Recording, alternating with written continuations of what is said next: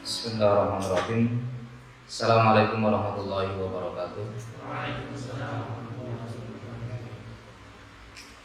Alhamdulillahilladzi nahmaduhu wa nasta'inuhu wa nastaghfiruh wa na'udzu billahi min shururi anfusina wa sayyiati a'malina.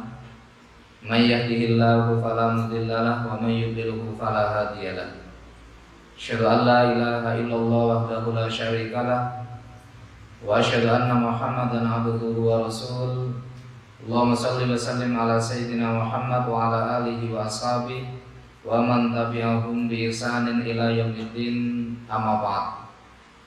Qala Allah ta'ala fi kitabihil karim, a'udzu billahi minasyaitonir rajim. Bismillahirrahmanirrahim. Ya ayyuhalladzina amanu taqullaha haqqa tuqatih wa la tamutunna illa wa antum muslimun. Qala Rasulullah sallallahu alaihi wasallam, man salaka tariqan yaltamisu fihi ilman sahalallahu lahu tariqan ilal jannah. Ya ayyuhal hadirun, hadirin yang dimuliakan oleh Allah Subhanahu wa taala serta pemirsa yang juga dimuliakan oleh Allah Subhanahu wa taala. Salawat dan salam semoga selalu terlimpah kepada qudwah kita, yaitu Rasulullah sallallahu alaihi wasallam. Mudah-mudahan dengan memperbanyak salawat kepada beliau kelak kita akan mendapatkan syafaatnya. Hadirin yang dimuliakan oleh Allah,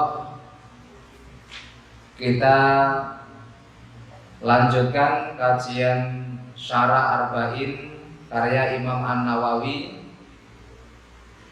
Hadis yang selanjutnya adalah Al-Hadithul Ashir, hadis yang ke-10. Hadis yang ke-10 ini nanti juga sedikit ada kaitannya dengan hadis yang ke-6 tentang halal haram. Kalau hadis yang ke-6, al-halalu bayyinun wal haramu bayyinun. Kemudian untuk hadis yang ke-10, an Abi Hurairah radhiyallahu anhu qala, dari Abu Hurairah, semoga Allah Subhanahu wa taala meridhai beliau, qala, beliau bercerita, qala Rasulullah sallallahu alaihi wasallam, bersabda Rasulullah sallallahu alaihi wasallam, innallaha ta'ala thayyibun la yaqbalu illa thayyiban wa innallaha amara mu'minin bima amara bihil mursalin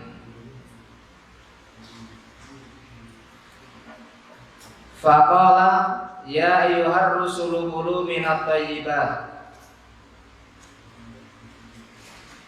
Faqala ta'ala thumma dzakara ar-rajul ya ayyuhalladzina amanu kulu min thayyibati ma razaqnakum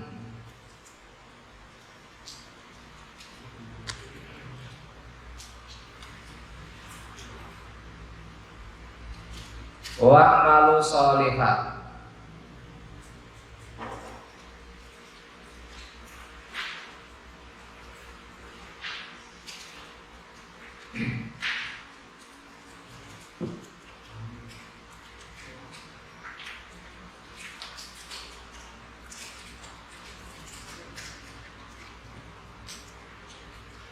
Saya ulang ya. An Abi Hurairah radhiyallahu anhu, dari Abu Hurairah semoga Allah Subhanahu wa taala meridhoinya, qala, beliau bercerita, qala Rasulullah sallallahu alaihi wasallam, bersabda Rasulullah sallallahu alaihi wasallam, innallaha ta'ala thayyibun la yaqbalu illa thayyiban wa innallaha amara mu'minin bima amara bihil mursalin faqala ta'ala ya ayyuhar rusulu kulu minat thayyibat wa amalu sholihat wa qala ta'ala ya ayyuhalladzina amanu kulu min thayyibati ma razaqnakum thumma dzakara ar-rajul yutilus safar As'ata akbaro yamutu yadaihi ila sama, ya Rabbi, ya Rabbi. wa mat'amuhu haram, wa masrabuhu haram, wa malbasuhu haram, wa ghudhiya bil haram, fa anni yustajabu lahu. Hadis diriwayatkan oleh Imam Muslim. Abu Hurairah meriwayatkan sebuah riwayat bahwasanya Rasulullah Shallallahu Alaihi Wasallam bersabda, Inna Allah Taala Thayyibun la yaqbalu illa thayyiban.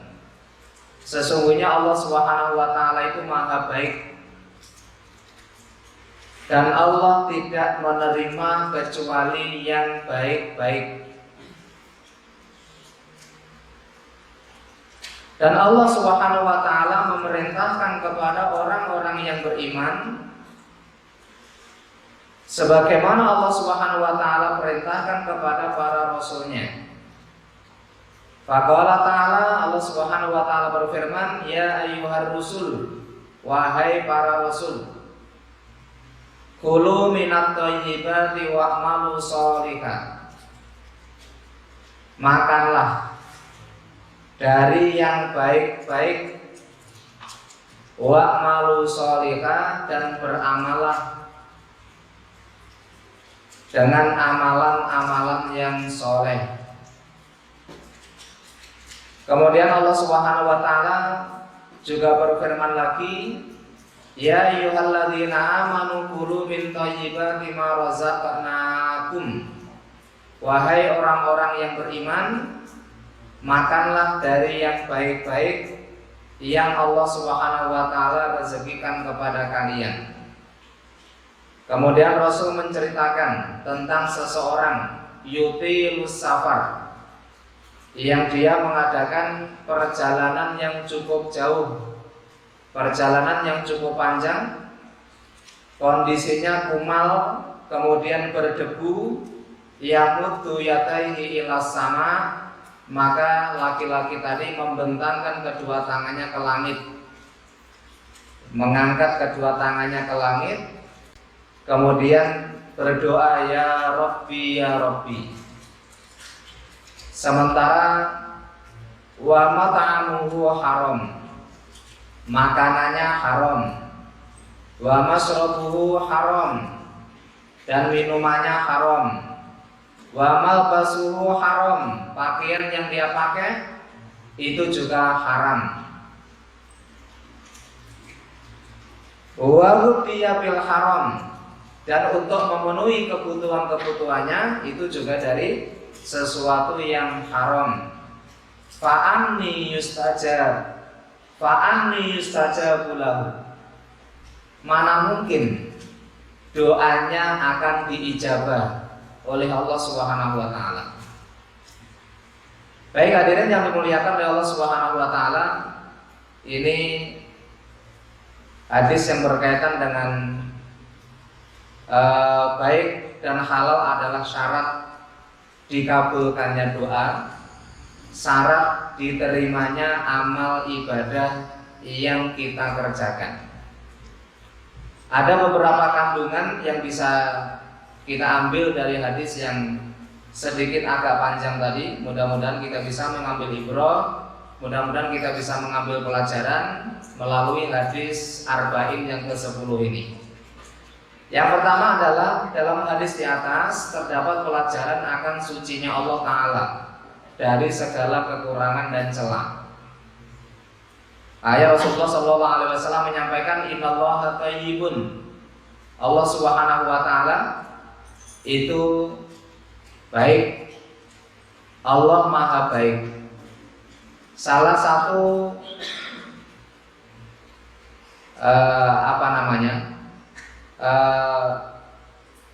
bentuk maha baik, maha sucinya Allah Subhanahu Wa Ta'ala ya di dalam hadis ini. Kalau lebih panjangnya itu ada di dalam Asmaul Husna, nama-nama Allah Subhanahu Wa Ta'ala yang baik. Meskipun terkadang kita sebagai hamba Allah juga memiliki nama atau bahkan juga memiliki sifat, tapi sifat baik yang kita miliki, nama baik yang kita miliki ini penuh dengan kekurangan. penuh dengan kekurangan, penuh dengan celah, penuh dengan aib. Tapi berbeda dengan Allah Subhanahu wa taala, nama-nama yang baik yang disandang oleh Allah, sifat-sifat yang baik yang disandang oleh Allah Subhanahu wa taala itu sempurna, terbebas dari celah, terbebas dari kekurangan, terbebas dari aib dan cacat. Makanya disebut Asmaul Husna, nama-nama yang baik, nama-nama yang sempurna, dan itu disandang oleh Allah Subhanahu wa taala.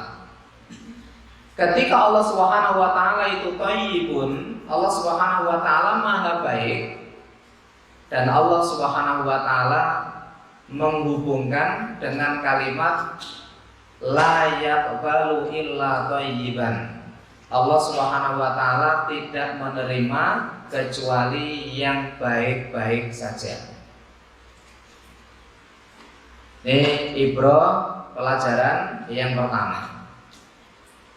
Kemudian kandungan yang kedua, Allah Subhanahu wa taala tidak menerima kecuali sesuatu yang baik.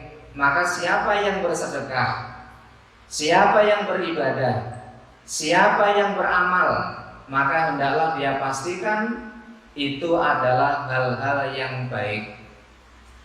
Misalnya sedekah, sedekahnya banyak atau bahkan banyak banget, tapi ternyata dari sumber yang haram, maka meskipun jumlahnya banyak, tidak akan mungkin diterima oleh Allah Subhanahu wa taala. Tidak akan diterima oleh Allah Subhanahu wa taala. Maka pastikan sesuatu yang kita sedekahkan, sesuatu yang kita berikan untuk dakwah, sesuatu yang kita wakafkan, sesuatu yang kita berikan kepada orang lain, ketika kita berharap mendapatkan pahala dari setiap sedekah kita, maka kita pastikan itu dari sesuatu yang halal. Pastikan itu adalah yang baik.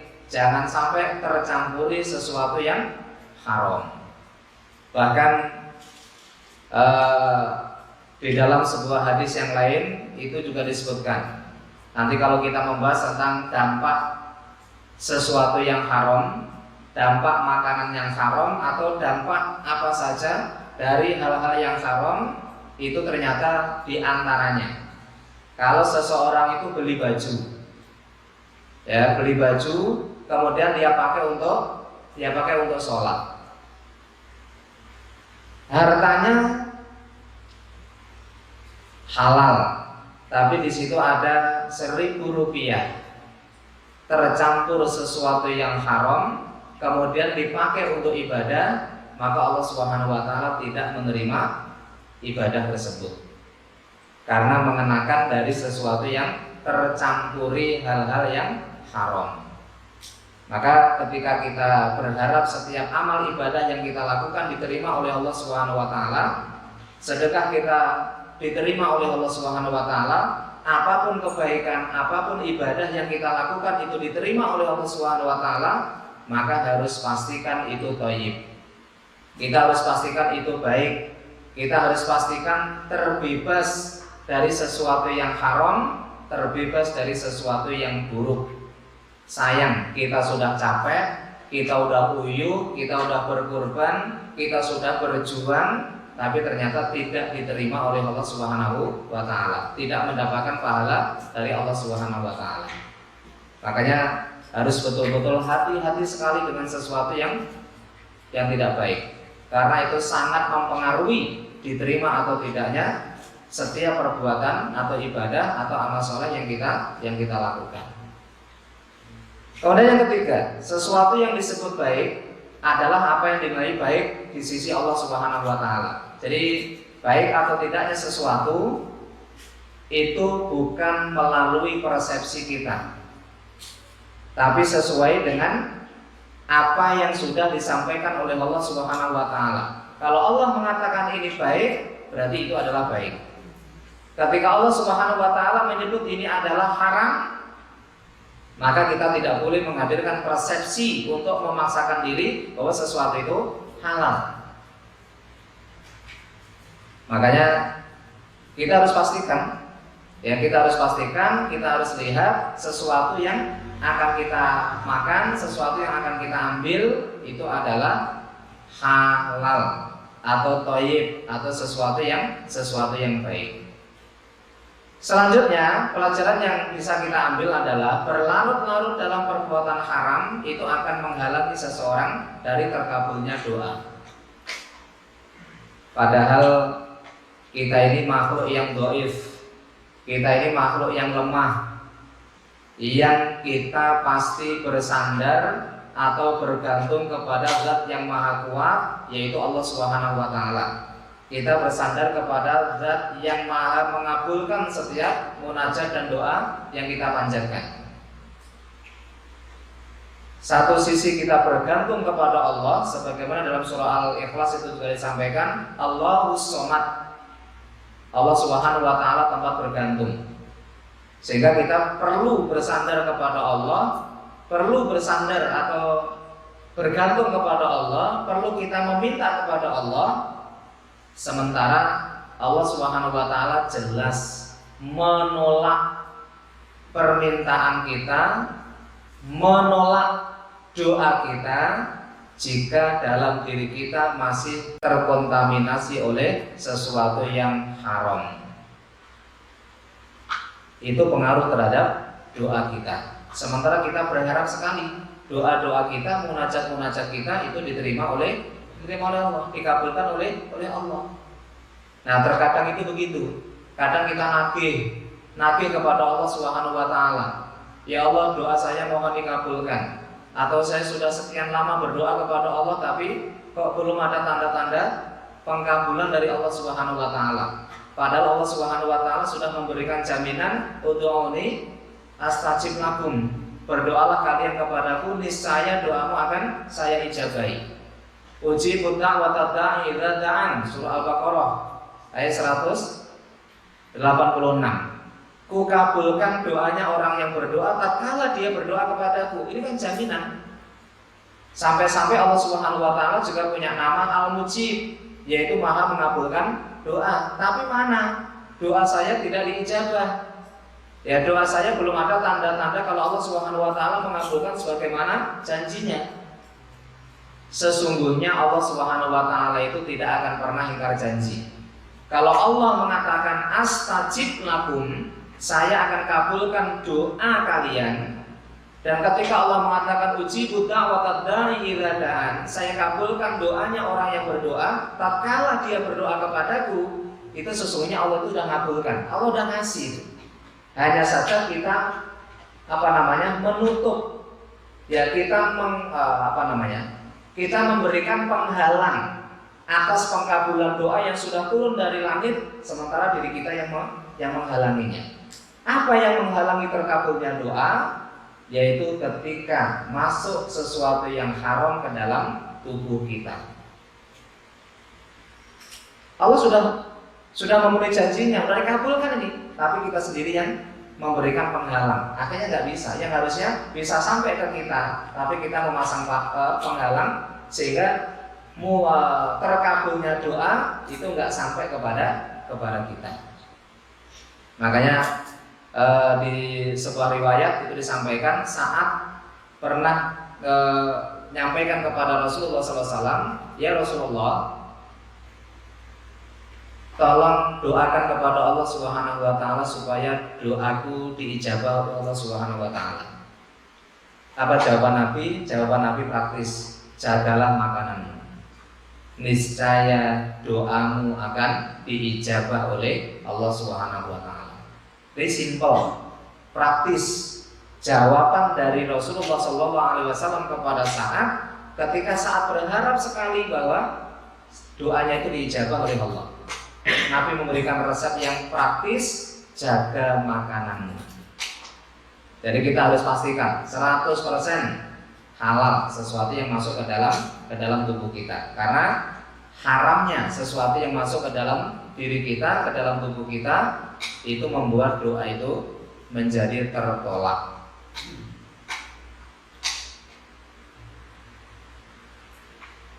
Selanjutnya, selain sesuatu yang haram itu menjadi penghalang terkabulnya doa, sesuatu yang haram itu juga membuat tertolaknya amal ibadah yang kita kerjakan.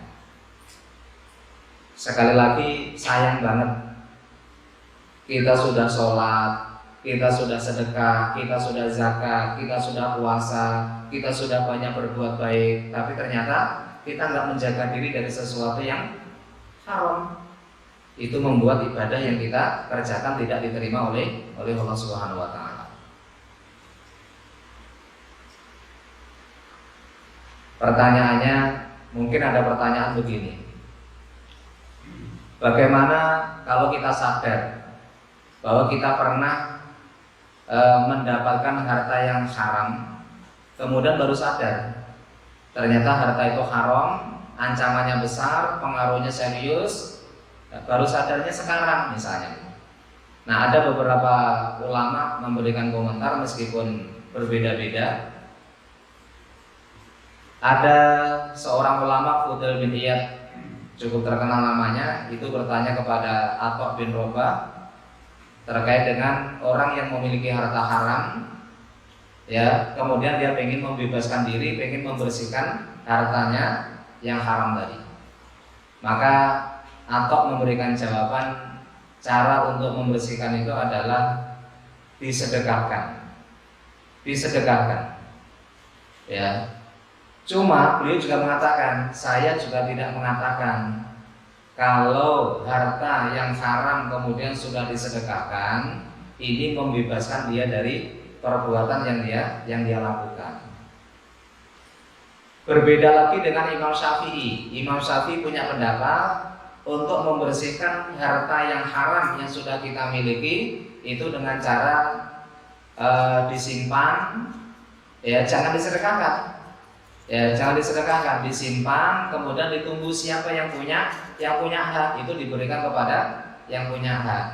Misalnya yang punya hak harta yang kita ambil itu adalah si fulan, ya, maka jangan disedekahkan, kemudian jangan disedekahkan, tapi disimpan, kemudian nanti dikembalikan kepada yang punya.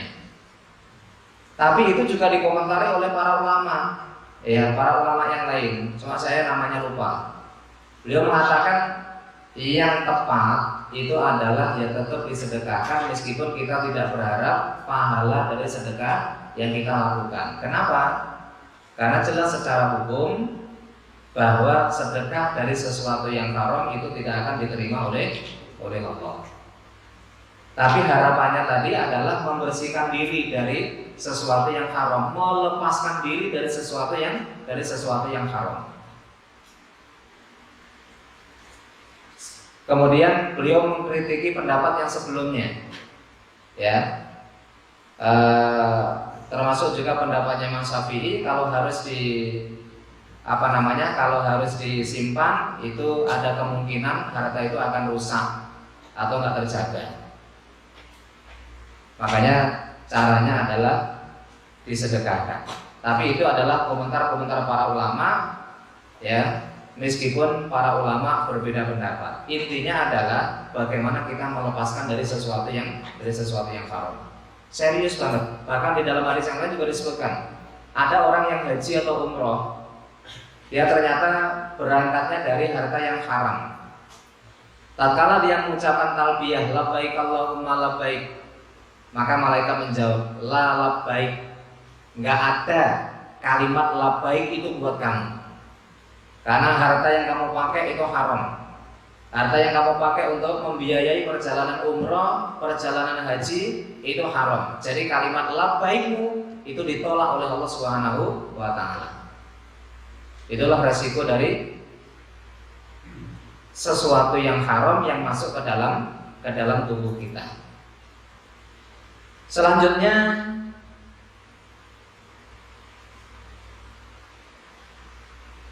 di sini terkait dengan apa yang disampaikan oleh Rasulullah SAW tadi, orang yang mengadakan perjalanan jauh, ya, mengadakan perjalanan jauh itu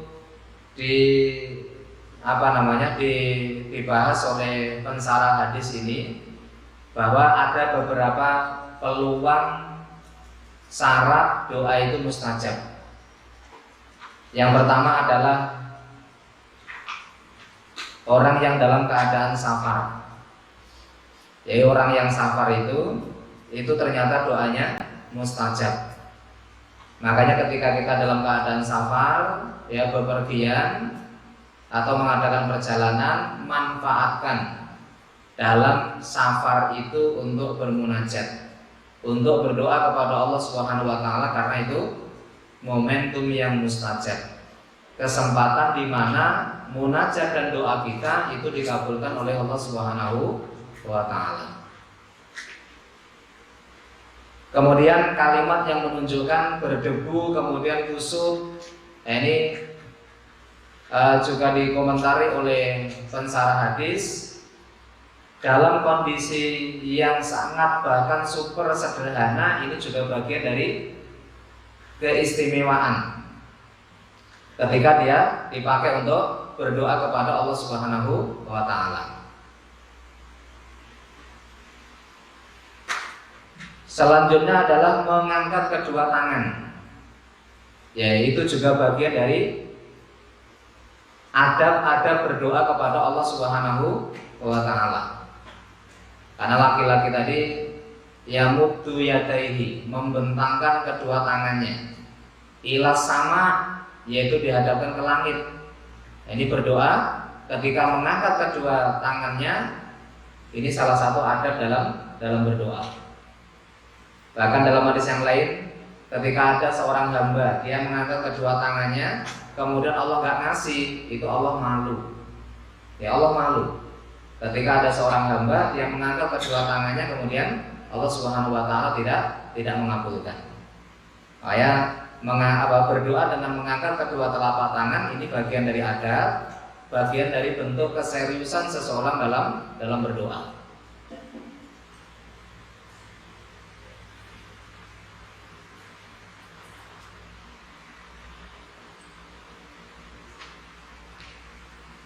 Kemudian yang terakhir ini, dalam hadis terdapat sebagian dari sebab-sebab dikabulkannya doa: perjalanan jauh, kondisi yang bersahaja dalam berpakaian, penampilan dalam keadaan kumal dan berdebu, mengangkat kedua telapak tangan ke langit, meratap dalam berdoa, keinginan kuat dalam permintaan, kemudian mengkonsumsi makanan, minuman, dan pakaian yang halal.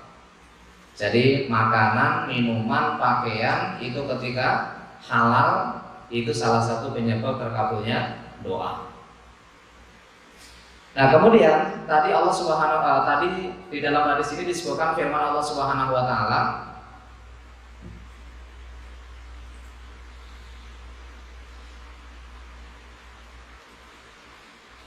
ya ayyuhar rusul, wahai para rasul, kulu minat thayyibat wa'malu sholihah. Wahai para rasul, makanlah dari yang baik-baik, wa'malu sholihah, kemudian beramal solehlah. Ini makan dari sesuatu yang halal, makan dari sesuatu yang thayyib, kemudian digandengkan dengan wa'malu sholihah. Ternyata sangat erat hubungannya antara mengkonsumsi sesuatu yang halal dengan beramal soleh. Kalau seseorang itu bisa menjamin sesuatu yang dimasukkan itu adalah halal, maka itu akan sangat membantu amal soleh yang kita kerjakan. Demikian juga sebaliknya, kalau seseorang itu makan dari sesuatu yang haram, kemudian dia harus melaksanakan amal soleh, ini akan berat, sangat berat. Sehingga apa yang kita konsumsi akan sangat berdampak terhadap sesuatu yang kita lakukan terkait dengan amal soleh. Memang penyebab beratnya amal soleh yang kita kerjakan itu banyak, tapi yang paling penting itu adalah urusan makanan. Itu pengaruhnya kepada amal ibadah. Dan juga selain itu adalah kemaksiatan. Ya, kemaksiatan itu juga sangat mempengaruhi terhadap amal soleh yang kita kerjakan. Makanya ketika kita dihadapkan dengan amal soleh atau ibadah, kemudian ternyata sangat berat sekali, maka kita bisa evaluasi. Jangan-jangan ada yang subhat masuk ke dalam diri kita, atau bahkan sesuatu yang haram itu masuk ke dalam tubuh kita, atau jangan-jangan memang ada kemaksiatan yang kita kerjakan. Apakah kemaksiatan disebabkan oleh lisan? Apakah kemaksiatan disebabkan oleh mata? Apakah kemaksiatan disebabkan oleh telinga? Atau kemaksiatan disebabkan oleh jari dan lain sebagainya? Intinya apapun jenis kemaksiatannya, itu ternyata sangat mempengaruhi amal soleh yang kita kerjakan. Jadi evaluasinya ke sana. Karena itu semua akan memberikan dampak kepada kebersihan dan kebeningan hati.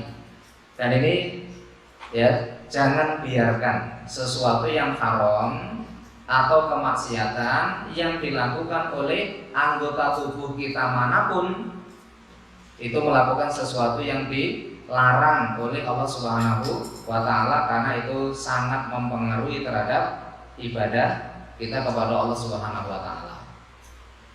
Nah, kemudian perintah itu ternyata bukan hanya ditujukan kepada kita, tapi perintah untuk mengkonsumsi sesuatu yang thayyib ini juga diperintahkan oleh Allah kepada para rasul.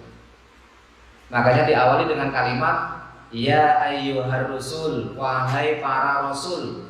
Jadi para rasul pun juga diwanti-wanti oleh Allah, makanlah dari sesuatu yang thayyib, makanlah dari sesuatu yang halal. Sebab ketika tercampur sesuatu yang haram, boleh jadi itu nanti akan mempengaruhi aktivitas dakwah mereka, termasuk dalam kehidupan kita sehari-hari. Kemudian juga ada firman yang lain tadi, ya ayyuhalladzina amanu kulu min thayyibati ma razaqnakum. Wahai orang-orang yang beriman, makanlah dari sesuatu yang thayyib, dari apa yang kami rezekikan kepada kalian. Jadi semua yang sampai ke tangan kita itu merupakan rezeki dari Allah Subhanahu wa taala. Karena memang Allah Subhanahu wa taala Maha Rahman.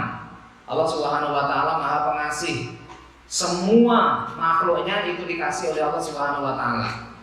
Hanya seharusnya kita gandengkan antara Ar-Rahman sama Ar-Rahim.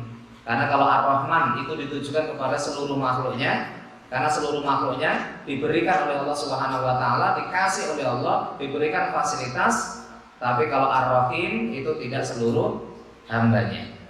Hanya orang-orang yang terpilih yang diberikan atau yang mendapatkan maha rahimnya Allah Subhanahu wa taala.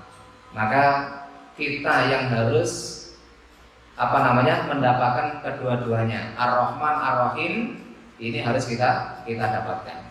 Yaitu dengan cara terus mendekatkan diri kepada Allah Subhanahu wa taala.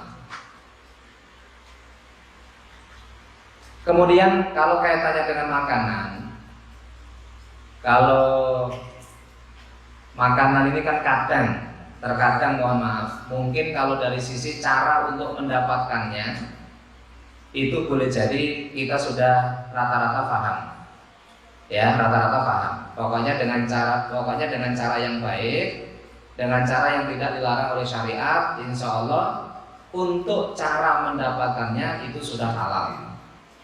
Tapi untuk zatnya, ya kalau dulu mungkin secara zat aman. Kalau secara zat itu kan yang jelas-jelas disebutkan dalam Quran, dalam hadis bahwa sesuatu itu haram. Misalnya anjing, babi, darah dan yang sejenisnya itu adalah haram. Tapi kadang kita kurang perhatian terhadap makanan-makanan masa kini. Apalagi yang agak keren-keren begitu, makanan Eropa misalnya, makanan ini, pokoknya makanan-makanan yang dari luar negeri, kadang kita nggak begitu teliti. Ini kira-kira halal apa enggak ya? Jangan-jangan di situ memang ada campuran yang membuat makanan itu menjadi lezat. Makanya jalan utamanya adalah pastikan kalau ada makanan-makanan yang tidak jelas kehalalannya, itu lihat logonya. Ya, ada logo halal dari Majelis Ulama Indonesia atau tidak. Itu yang paling aman. Nah, makanya hati-hati sekali.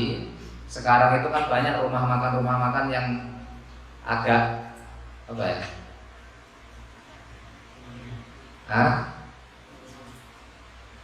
Ya, agak keren begitu. Ya nggak perlu disebut ya, nggak perlu disebut ya. Tapi kita harus pastikan ketika ada makanan yang nggak jelas atau kita masih ragu, setidaknya bisa dilihat komposisinya. Atau yang paling aman ya tadi dilihat logonya, ini ada logo halal apa tidak. Kalau enggak, ya hati-hati. Hati-hati jauh lebih baik daripada kita nggak bisa menjamin sesuatu yang kita makan itu halal. Kan banyak ya. Kalau yang di media sosial itu yang dijadikan sebagai campuran minuman sekarang itu kan macam-macam. Ya macam-macam, enak-enak semua gitu ya. Enak-enak semua, menarik semua. Harganya juga sedikit menarik gitu ya. Nah, tapi jarang di antara kita peduli terhadap status hukum halal haramnya. Apalagi sekarang juga banyak tongkrongan yang keren banget gitu ya. Menu minuman, menu makanan yang juga sama-sama keren. Terkadang itu menjadi daya tarik tersendiri. Makanya buat kita semua yang biasa begitu, apalagi ini akan kita makan, pastikan itu halal. Sebab kalau sesuatu itu nggak jelas, berarti minimal syubhat.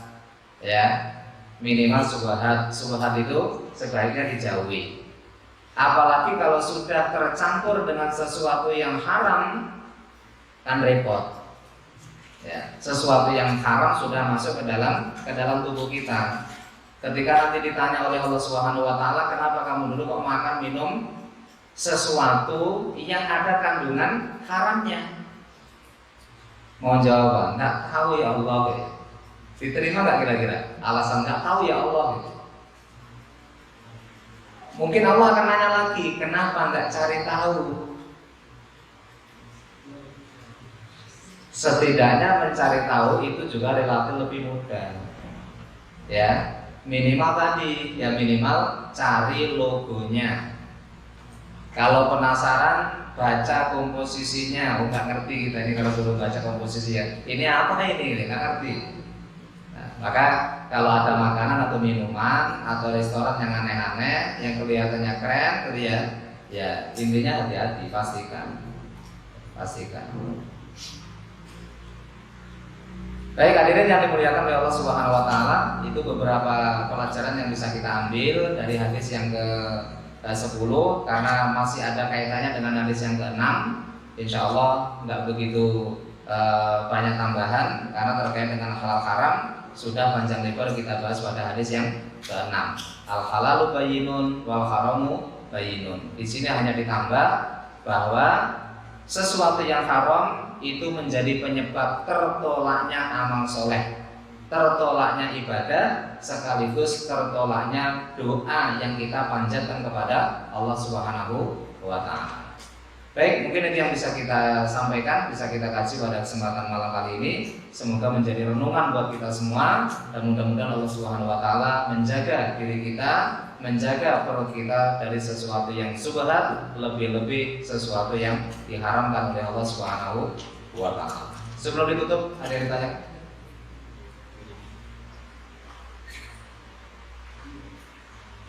Sudah saya? Baik, kalau tidak ada, mari kita tutup dengan doa. Mudah-mudahan Allah Subhanahu wa ta'ala melembutkan hati kita. Mudah-mudahan Allah Subhanahu wa ta'ala memberikan ilmu yang bermanfaat kepada kita semua. Mudah-mudahan Allah Subhanahu wa ta'ala berikan kemudahan kepada kita semua untuk mengerjakan kebaikan-kebaikan yang sudah kita pahami. Dan mudah-mudahan Allah Subhanahu wa ta'ala juga melindungi kita dari ilmu yang tidak bermanfaat. Allahumma shalli wa sallim ala nabiyyina Muhammad wa ala alihi wa sahbihi wa man tabi'ahum bi ihsan ila yaumil. Allahumma ighfir lana dhunubana wa liwalidayna warhamhum kama rabbayana shaghira.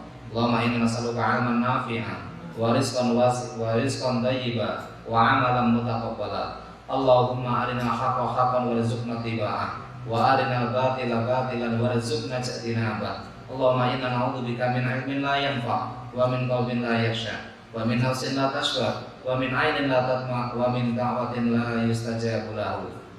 Rabbana zalamna anfusana wa illam taghfir lana wa tarhamna lanakunanna minal khasirin. Rabbana hab lana min azwajina wa dzurriyyatina qurrata a'yun waj'alna lil muttaqina imama. Rabbana atina fid dunya hasanah wa fil akhirati hasanah wa qina adzabannar. Wa sallallahu ala nabiyyina Muhammad wa ala alihi wa ashabihi wa man tabi'ahum bi ihsan ila yaumil.